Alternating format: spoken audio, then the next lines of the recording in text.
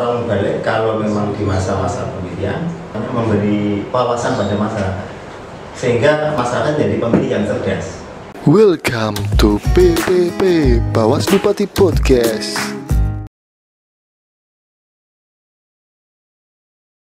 Assalamualaikum warahmatullahi wabarakatuh. Sahabat Bawaslu dimanapun berada, kembali lagi kami hadir di tengah-tengah kalian bersama Ahwan pemandu acara podcast Bawaslu Kabupaten Pati. Pada kesempatan kali ini kita akan berbincang soal bagaimana peluang kerjasama antara Bawaslu dengan sebuah lembaga dakwah yang ada di Kabupaten Pati. Bahwa lembaga dakwah yang mempunyai jaringan para mubalek dan dai bisa nggak kita dari Bawaslu itu menitipkan pesan-pesan sosialisasi pengawasan partisipatif. Telah hadir di tengah-tengah kita Ketua Pengurus Cabang Lembaga Dakwah Nahdlatul Ulama atau PC LDNU Kabupaten Pati, Ustadz atau Bapak Haji Ilham Supriyanto, SPDI MSI. Assalamualaikum. Waalaikumsalam warahmatullahi wabarakatuh. Bagaimana kabarnya Pak Ilham hari ini? Alhamdulillah, saya selalu sehat. Alhamdulillah ya. Pak Ilham, kita akan berbincang-bincang soal bagaimana peluang LDNU melakukan satu kerjasama dengan Bawaslu di bidang sosialisasi ya. Tetapi sebelum itu kita akan mengupas dulu atau ingin mengetahui dulu sebenarnya LDNU itu apa ya? Sejak kapan Pak panjenengan di Lembaga Dakwah Nahdlatul Ulama? Saya di LDNU sekitar 12 tahun yang lalu, 3 periode ini. 3 periode? Ya. Itu langsung jadi ketua terus atau gimana? Tidak, dulu ada di wakil sekretaris, sebagai sekretaris untuk menjadi ketua LDNU periode ini mulai tahun 1999 sampai 2024. 2024 ya. Oke, sebenarnya LDNU itu kan ada melihat dari namanya ya, di situ di belakangnya ada NU ya. Itu apakah merupakan satu lembaga badan otonom dari NU atau sebenarnya gimana sih posisinya LDNU itu di NU itu seperti apa? Bukan di badan otonom, bukan. Jadi LDNU itu ada di lembaga di NU-nya. Jadi di dalam NU-nya ya? Dalam NU-nya. Kalau Banom itu seperti Fatayat, Muslimat, Ibnu, Ansor itu ada di badan otonom. Jadi dia punya lembaga sendiri ya? Iya. Istilahnya begitu ya, dia punya lembaga sendiri walaupun semuanya di bawah naungan NU. Iya. Tapi kalau LDNU itu langsung ada di NU-nya. Ada di dalamnya gitu ya. Jadi kalau bisa dibilang kalau di pemerintahan kayak seperti menterinya. Iya, seperti menteri. Begitu ya kira-kira ya. Ada bidang-bidang tertentu, salah satu bidangnya adalah LDNU. Tapi kalau Banom seperti Ansor dan sebagainya itu kayak ada Bawaslu, ada KPU. Iya. Kira-kira begitu Pak ya, gambaran soal LDNU itu. Di Pati itu ada berapa Pak pengurusnya Pak? Di Pati untuk cabang, LDNU di cabang itu ada 30 orang. Sekitar 30 orang ya? 30 memang, yang ber-SK 30. 30 orang. Iya. Dari unsur apa saja mereka? Macam-macam, ada dari praktisi, ada dari akademisi juga ada? Ya, dai, dari para kiai yang banyak ya. Tapi semuanya itu apakah mubalek, dai? Dai semua. Semuanya dai. Ada sebagian kira-kira berapa ya? 2,5%. Oh gitu. Yang tidak dai. Itu berarti syarat menjadi pengurus LDNU itu harus seorang mubalek juga, enggak ya?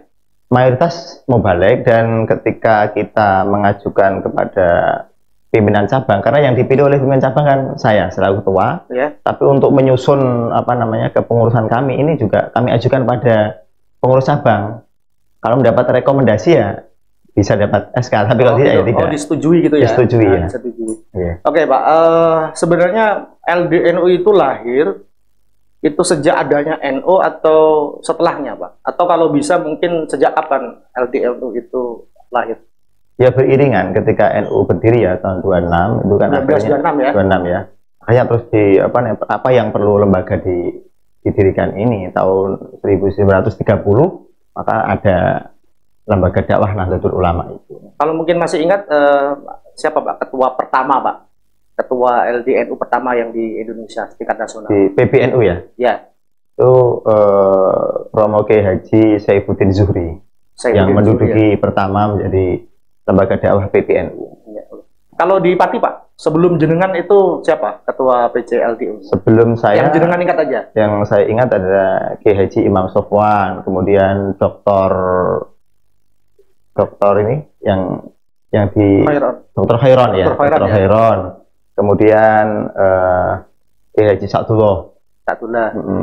Kemudian yang baru saja depan saya ini Kiai Haji Mukromin. Oh, Kiai Haji Mukromin ya. Kemudian baru saya. Iya. Tapi ketika mereka sudah tidak menjadi ketua, tapi hari ini ketika kepengurusan jenengan juga masih ikut ini ya, andil di situ. Sebagian ini itulah sama Haji Mukromin kami jadikan Dewan Pakar di LDNU. Oh begitu ya. Ya, masih kita butuhkan tenaganya, pikirannya untuk di LDNU Kabupaten Pati. Ya, oke. Untuk lebih mengenal lagi, lebih dalam lagi soal LDNU itu seperti apa, mohon dari Pak Haji Ilham ini bisa menyebutkan beberapa program yang yang dicanangkan oleh LDNU, dan program itu sebenarnya tujuannya seperti apa? Program intinya kami ada dua. Yang pertama adalah menyiapkan generasi dai, kemudian yang kedua adalah dai yang sudah siapin action di tengah-tengah masyarakat. Untuk menyiapkan dai masa depan ini kita mengadakan roadshow pelatihan dai milenial di masing-masing MBC, di masing-masing kecamatan. Jadi intinya itu program pertama itu ada pelatihan dai, pelatihan dai ya. Ada pelatihan dai. Ini bisa milenial ini ya, bisa diikuti oleh siapapun usia milenial, walaupun dia tidak punya atau belum mempunyai background sebagai seorang dai. Bisa itu? Bisa. Berapa hari biasanya pelatihannya? Biasanya ya 2 hari sampai 3 hari. 2 sampai 3 hari. Ya. Tapi kan setelah itu nanti ada pengembangan. Ada pengembangan belajar di luar itu. Ya. Termasuk roadshow-nya itu ya dari yang dai milenial ini, apa enggak? Untuk roadshow-nya itu diambilkan 2. Ketika kita roadshow di Tabligh Akbar itu, kita menyediakan antara 2 sampai 3 pembicara. Sehingga yang 1-2 itu pembicara junior yang baru dilatih itu, kemudian ada pembicara inti, pembicara terakhir. Ya. Itu per kecamatan kita kasih. Dan selama saya menjabat 1,5 tahun ini sudah 12 titik yang berjalan. 12 kecamatan ya. Ya. Itu maksudnya sebelum pandemi berarti? Sebelum pandemi. Nah, di saat pandemi ini berarti untuk kegiatan seperti roadshow itu masih jalan? Untuk roadshow berhenti, cuma kegiatan kami alihkan. Diganti ya dalam bentuk yang lain? Diganti ya. Apa Pak? Kita mengisi acara di YouTube dan di TV, di radio. Di YouTube-nya itu? Kita syuting mengambil gambar. Nah, maksudnya YouTube-nya LDNU Pati berarti ya? LDNU Pati YouTube-nya. Kalau kerjasama dengan media tadi? Ada kerjasama kita dengan Radio Cendekia untuk ngaji kajian kitab salaf. Oh gitu, itu rutin seminggu sekali begitu ya? Iya, setiap hari Ahad jam 9 pagi. Kemudian di TV, di Cahya TV. Ya itu salah satu bentuk kerjasama yang dilakukan LDNU dengan kerjasama untuk berbagai media. Yeah. Oke, Bapak Haji Ilham, karena mengingat peran dari Mubalik ini yang apalagi ada kegiatan seperti roadshow yang sering berjumpa dengan masyarakat, yang sering menyampaikan pesan-pesan moral, pesan-pesan yang baik, mauidhah hasanah dan lain sebagainya. Kira-kira bagaimana kalau kemudian kegiatan LDNU yang dalam bidang dakwah ini, kita dari Bawaslu itu seperti dalam tanda kutip ada pesan sponsor gitu. Jadi menitipkan pesan tentunya ini adalah pesan-pesan kebaikan berkaitan dengan soal pemilu dan demokrasi, berkaitan dengan soal pengawasan pemilu, berkaitan dengan pokoknya seputar kebaikan-kebaikan pemilu ya. Apalagi di Bawaslu ini kan sebagai lembaga yang mengawasi pemilu. Bisa nggak Pak, misalnya dari LDNU ini, terutama dengan para mubaliknya yang sebegitu banyak, itu kita bekerjasama di bidang itu? Sangat bisa sekali. Bisa ya? Iya, karena itu sebuah kebaikan ya. Maka kita juga perlu menyampaikan kepada masyarakat. Dan untuk para dai ini kan pekerjaannya memang bersentuhan dengan masyarakat langsung. Jadi kalau memang ada pesan-pesan positif bisa kerjasama dengan kita. Itu sangat memungkinkan sekali. Sangat memungkinkan sekali. Ya, termasuk kerjasama misalnya diundang dari rekan-rekan Bawaslu apabila ada kegiatan-kegiatan tertentu gitu ya. Ya. Tapi sebenarnya yang menurut saya yang paling penting atau yang punya peran cukup tinggi itu ketika para mubalik itu terjun di masyarakat dan di situ menyampaikan pesan-pesan soal kepemiluan gitu kan. Misalnya Pak, menyampaikan soal larangan politik uang, gitu. Ya kan? Menyampaikan soal netralitas ASN. Jadi PNS, ANS, ASN, TNI, Polri, perangkat desa, kepala desa, netral. Kira-kira kalau menyampaikan pesan-pesan begitu, itu bisa dalam tanda kutip mengurangi kebaikan dari ceramahnya itu atau tidak, Pak? Tidak. Tidak ya? Memang seorang mubalik kalau memang di masa-masa pemilihan mestinya harus memberi memberi wawasan pada masyarakat, sehingga masyarakat menjadi pemilih yang cerdas karena ada wawasan dari para dai yang menyampaikan materi itu. Gitu, jadi sangat memungkinkan sekali ya? Iya, sangat mungkin sekali. Jadi ini juga para sahabat Bawaslu bahwa kerjasama dengan lembaga dakwah tidak hanya di NU, misalnya lembaga dakwah di organisasi masyarakat yang lain, ini sangat potensial sekali karena mereka ini langsung terjun ke masyarakat dan kita bisa menyampaikan pesan-pesan pengawasan, pesan-pesan pencegahan dan lain sebagainya yang pada pokoknya adalah pesan-pesan yang baik ya, yang bisa kita minta tolong ya untuk menyampaikan pesan-pesan itu. Nah begini Pak, secara teknis apa yang harus saya lakukan ketika dengan program itu jalan dan kita ingin menitipkan pesan? Secara teknisnya gimana? Apakah pesannya itu kita kita berikan, enggak maksudnya gini, apakah pesannya itu kita kirim lewat WA, Pak tolong sampaikan yang ini, atau gimana Pak? Bisa, nanti ketika saya sebagai yang dituakan di LDNU, setelah memang sudah ada kerjasama dengan Bawaslu, nanti materi bisa fleksibel. Bisa Jadi fleksibel ya? Bisa lewat email, bisa lewat WA, nanti bisa kita kirimkan kepada teman-teman. Lebih dari itu bisa nggak? Misalnya begini, jangan ada forum tablik akbar atau roadshow yang diselenggarakan secara rutin ya, sebagai ajang untuk berlatih juga para dai milenial itu.